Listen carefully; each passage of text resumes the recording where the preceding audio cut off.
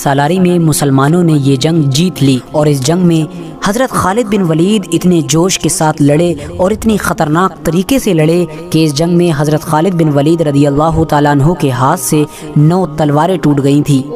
دوستو سوچئے 9 تلواریں، یقیناً ایک تلوار بھی کسی مرد کے ہاتھ سے ہی ٹوٹ سکتی ہے، اور جس کے ہاتھ سے 9 تلواریں ٹوٹیں، سوچئے اس نے اس جنگ میں کتنے لوگوں کو قتل کیا ہوگا۔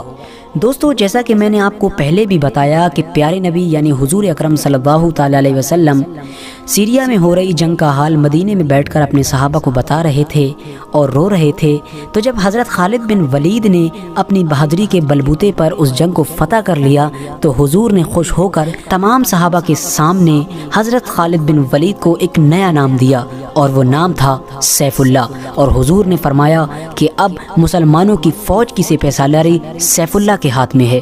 دوستو سیف اللہ کا مطلب ہوتا ہے اللہ کی تلوار۔ حضور نے تمام صحابہ کو جنگ کی فتح کی خوشخبری سنائی۔ یہ جنگ بعد میں جا کر جنگ موتا کے نام سے مشہور ہوئی تھی۔ دوستو ظاہر ہے کہ حضرت خالد بن ولید کا ذکر ہو اور جنگ یمامہ کا ذکر نہ ہو، یہ تو ممکن ہی نہیں ہے۔ حضرت خالد بن ولید کی سب سے مشہور جنگ جنگ یمامہ ہے۔ یہ وہ جنگ تھی کہ جو مسلمانوں نے ایک ایسے شخص سے لڑی تھی کہ جس نے حضور اکرم صلی اللہ تعالیٰ علیہ وسلم کی وفات کے بعد، یعنی جب حضور اس دنیا سے ظاہری طور پر انتقال کر گئے تھے، تو اس نے نبوت کا دعویٰ کر دیا تھا اور اس نے کہا تھا کہ میں بھی نبی ہوں۔ اس کا نام تھا مسیلمہ کذاب۔ یقیناً یہ جنگ بہت خطرناک تھی، کیونکہ مسلمانوں کے سامنے کوئی چھوٹی موٹی فوج نہیں تھی بلکہ بہت بڑی فوج تھی۔ اس فوج کی تعداد تھی تقریباً 50 سے 60 ہزار، لیکن ظاہر ہے کہ مسلمان بھلے ہی کم تھے لیکن ان کا سپہ سالار ایسا خطرناک انسان تھا جس کا نام تھا حضرت خالد بن ولید۔ حضرت خالد بن ولید نے اپنے پیتروں اور ہوشیاری سے مسیلمہ کذاب کی اتنی بڑی فوج میں تباہی مچا دی، اور وہ لوگ گھبرا کر اپنے قلعوں میں واپس بھاگنے پر مجبور ہو گئے۔ حضرت خالد بن ولید نے ان کے قلعوں کو چاروں طرف سے گھیر لیا اور مسیلمہ کذاب کو قتل کر دیا گیا۔ اس کے بعد یہ جنگ بھی جیت لی گئی۔ حضرت خالد بن ولید حضرت ابوبکر صدیق کی خلافت کے پورے دور میں مسلمانوں کے آرمی چیف بنے رہے، یعنی مسلم فوج کے سپہ سالار بنے رہے۔ لیکن جب جنگ یرموک کا وقت آیا اور اس وقت تک حضرت ابوبکر صدیق کی وفات ہو گئی تھی اور حضرت عمر فاروق اعظم رضی اللہ تعالیٰ عنہ مسلمانوں کے خلیفہ بن چکے تھے، تو حضرت عمر رضی اللہ تعالیٰ عنہ نے حضرت خالد بن ولید کو مسلمانوں کے آرمی چیف کے پد سے ہٹا دیا۔ دوستو آج بھی بہت سے مسلمانوں کے دماغ میں بھی یہی غلط فہمی رہتی ہے کہ حضرت عمر فاروق اعظم نے ایک ایسے سپہ سالار کو آرمی چیف کے پد سے کیوں ہٹا دیا جو ہر جنگ میں مسلمانوں کی فوج کو فتح دلا رہا تھا۔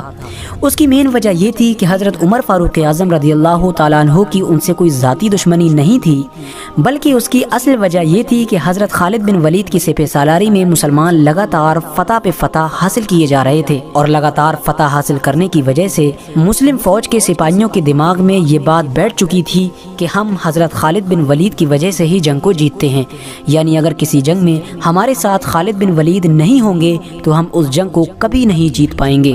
مسلم سپاہیوں کی اسی سوچ کو مٹانے کے لیے حضرت عمر فاروق نے حضرت خالد بن ولید کو آرمی چیف کے پد سے ہٹا کر ان کی جگہ پر حضرت ابو عبیدہ ابن جراح کو بیٹھا دیا تھا۔ حضرت عمر کے اس فیصلے سے پورے مدینے میں افراتفری مچ گئی، لوگوں کے درمیان ادھر ادھر کی باتیں ہونے لگی۔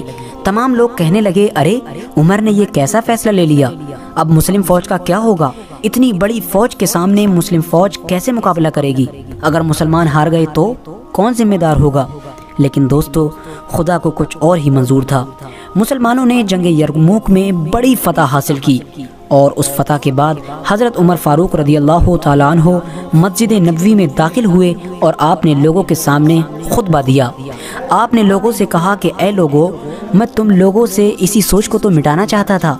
تمہیں کیا لگتا ہے کہ ہمیں جتنی جنگوں میں بھی فتح حاصل ہوتی ہے وہ خالد کی وجہ سے ہوتی ہے؟ نہیں، بلکہ ہم کو فتح خالد کے رب کی وجہ سے ملتی ہے۔ کل کو خالد نہیں رہے گا تو تم کیا سمجھتے ہو کہ اسلام ختم ہو جائے گا؟ نہیں، اسلام کو تو ہمیشہ رہنا ہے، کیونکہ اسلام ہمیشہ سے تھا اور ہمیشہ ہی کے لیے رہے گا۔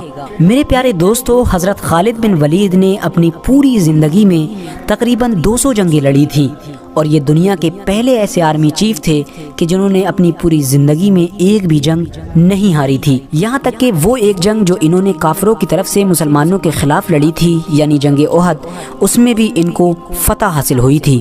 اسلام میں داخل ہونے کے بعد یہ تقریباً 7 سے 8 سال لگاتار کافروں سے جنگ لڑتے رہے تھے۔